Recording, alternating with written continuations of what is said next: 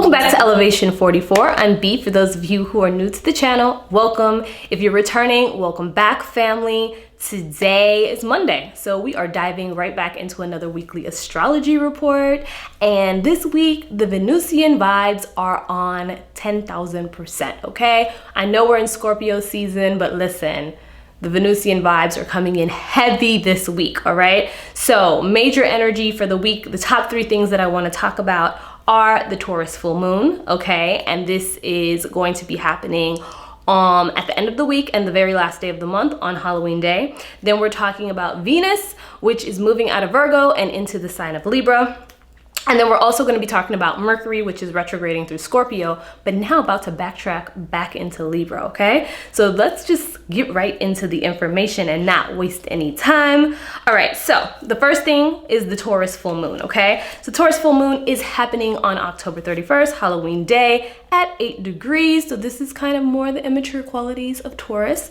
But immature does not mean a bad or a negative thing, but this is the the energy that it's going to be expressing. Now, with it happening on Halloween, this is very interesting because number one, it's a blue moon. Now, a blue moon is a rare moon, okay? So this is an intensely powerful full moon, okay? It is when we have two full moons in 1 month. Now, the first full moon that we had was on October 1st, and that was that Aries full moon that came in lighting everything on fire and bringing up all kinds of inner wounds, okay? That was the highlight of that Aries full moon. Now, this Taurus full moon is going to be something very special for us. It is a time for us to be able to pour in lots of self-love into ourselves, especially as we've been dealing with all of these like wounds, like these deep-rooted issues, and that Mercury Retrograde, which we'll get into in a second, has been really illuminating for that type of work as well. But like I said, it happening on a Halloween when the veil is the thinnest is very interesting in terms of giving us an opportunity, because when that veil is the thinnest, and when I say the veil, I mean the veil that separates the physical world from the spiritual world. This is when it's its thinnest.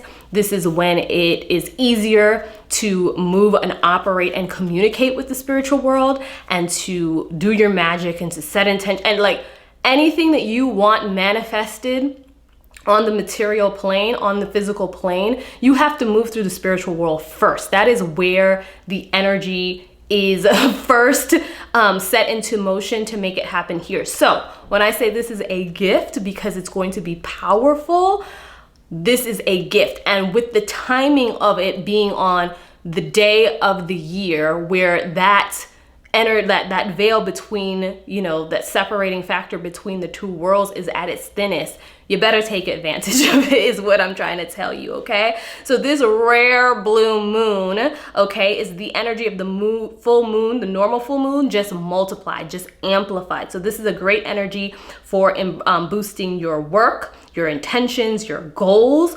And when it's moving into Taurus, and Taurus is all about the material plane, okay? It's all about what we value, the things that we find security in. It's all about our luxury, our comfort, our material possessions, our wealth, our money, that type of energy. That's what the focus is when it's in Taurus. So this is a need to really hyper focus on all of that. So this is great for reassessing a lot of those things.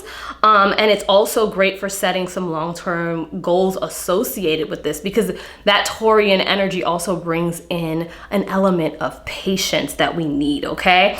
Like I said before, it's a real good time to take care of self. This is the ultimate self-care moon. When I talk about the ultimate self-love, self-care moon, this is it, okay? And we need it because we have been doing the work. We have been going through it, okay? We have been going through it, and we need to be pouring into ourselves, into our own cups at this time. Now, I'm not gonna say too much more about this moon, except for I'll talk a little bit about the conjunction, but I'm not gonna talk too much about it because I have an entirely separate video coming out on the Taurus full moon, so stay tuned for that. But I will say, to just wrap this up, is that the moon is gonna be conjuncting Uranus or Uranus. I say Uranus, but some people say Uranus. Okay, so Uranus is the planet of change, freedom, unconvention, originality. Like Uranus is about unexpected change, okay? It's just about quick shaking things up. So when you talk about the moon conjuncting this type of energy, we're gonna have major shakeups and unexpected shakeups in these areas that I discussed, okay? And security, values, money, possessions, and things that we value, like the things that we once were aligned with and once focused on and once thought was brought us security or value or we took stock in, those things are completely changing up for us, okay? And we're setting some new long-term goals around what we now feel or what we're now more in alignment with, okay? The only thing with this energy is it brings in an element of surprise. So patience is required because there may be unexpected things popping up that you're just gonna have to deal with during this time. And it also brings in impulsiveness and fast changing moods, okay? Because it's all about that quick change, unexpected changes, and then the moon is about our inner selves, our emotional selves. So we're gonna be kind of going through it as far as up and down moods, quick changes, okay? Also, the next thing that's happening is Venus moving into Libra, okay? So Venus has been, for the past couple weeks, in the sign of Virgo. And while in Virgo, it's just been getting nitpicky and getting very specific and analyzing and overanalyzing and analyzing again. All the things when it comes to a lot of the things that we discussed with the Taurus full moon, because Venus also rules Taurus, so we're talking about the same stuff: security, values, money, possessions, love, how we love, all of that good stuff, right? Our worth, everything. So it has really, with that Virgo energy, been just kind of getting specific on the things that we want, the things that we don't want to settle for anymore. Getting, almost in a perfection area. It's like, okay, this is what I want. I'm not settling for anything else, and this is it, okay? So that Virgo energy has just been putting a spotlight or a magnifying glass on the little things that we pay attention to, or we tend to gloss over that we need to pay attention to, okay? So when we talk about our love, our relationships, our money, our values, and everything, we've been hyper focusing on that. But now it's moving into the sign of Libra, which Venus co-rules, right? It rules Taurus energy and it rules that Libra energy. And now when it's in Libra energy, it's kind of more focused on the external side of it, whereas that Taurus energy is focused on more of the internal love, internal value, self, that type of thing.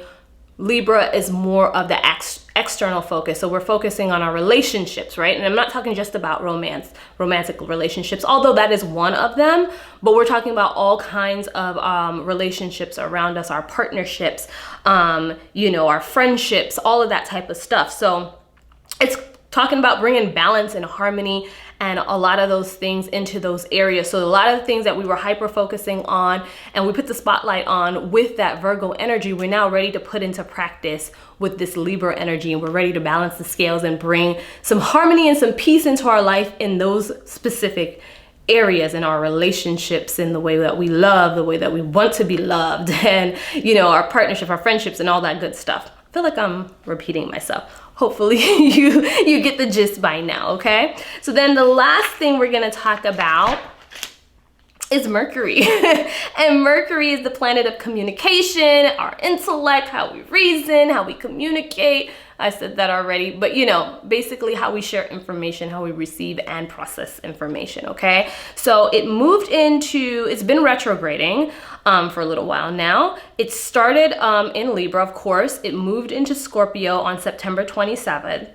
And then shortly after moving into Scorpio, it started to retrograde in Scorpio, which means it started to backtrack, to go backwards. And now it's about to move back. Since it's still backtracking, it's about to move back into Libra, okay? So while it's been retrograding in Scorpio for the past couple of weeks, what have we been feeling?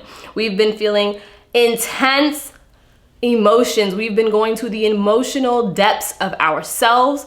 We have been pulling up all this muck because while we have this Mercury retrograde going on, we can't forget that Mars is still in retrograde, which is still, you know, literally focusing on our inner selves. And, you know, a lot of our inner issues is focusing on the self, the inner self. Then also we have, you know, Chiron in Aries that is still retrograding, which is also doubling down on that. And that's our internal wounds and everything. So this Mercury retrograde, because it is about that deep emotional depth, it's been bringing everything up to the surface. Everything that we thought was buried, everything that we thought was not even, things that we didn't even think were there is literally coming up to the surface at this time. And you're like, man, I haven't thought about that in years, or I didn't even realize I still remembered that, or I still held on to that, or it's all about a healing process. It's bringing all these things up so that we can communicate them under this Mercury energy and we can finally release them, okay? So I know this is true for my life. I also know this is true for the lives of people around me. So I think this is just something that we're dealing with collectively. We're bringing all the muck up, okay? We're bringing it all up and we're airing it all out. We're communicating it and we're healing it and we're letting it go for all, once and for all. But before that happens, right, we're taking it back into the sign of Libra.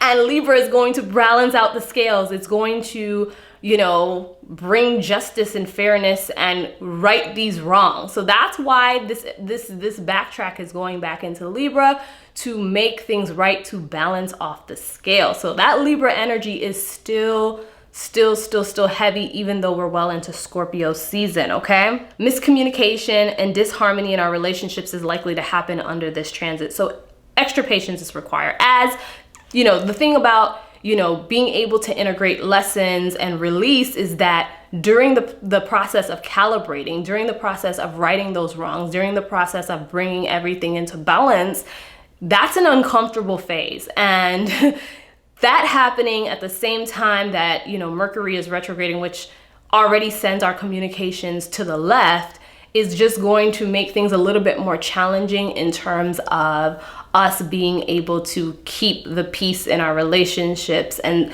it's all going to balance out in the end, but the process in the middle is going to be a little bit messy. So extra patience is required, patience with yourself and patience with others, okay? So the positives that I will say to wrap up this week is that the Venusian energy is going to be amplified. So take advantage of that. So self-love, you know, pouring into self during this week, also love for others. This is also a great time with that Taurus full moon to focus on your abundance and your money and attracting that and amplifying that. This is a great time for creativity. This is also a great time to be focusing on your long-term goals or reassessing things.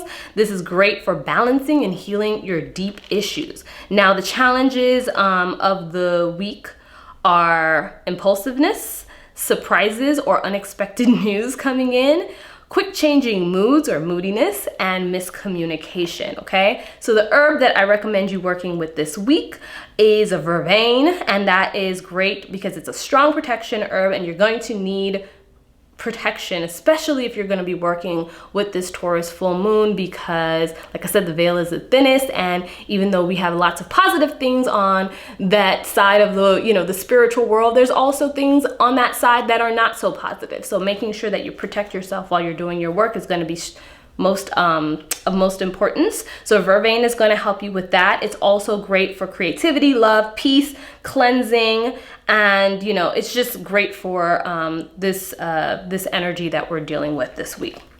The crystal that I recommend you working with is a morganite, and morganite is great because it's a powerful high vibrational crystal, and it's great for unconditional love, and it's good for your heart, your soul, your love, all of that good stuff. So it's just really connected to that. So that is pretty much all I have for this week's weekly report. Stay tuned for the Taurus full moon video because I will be putting that out next.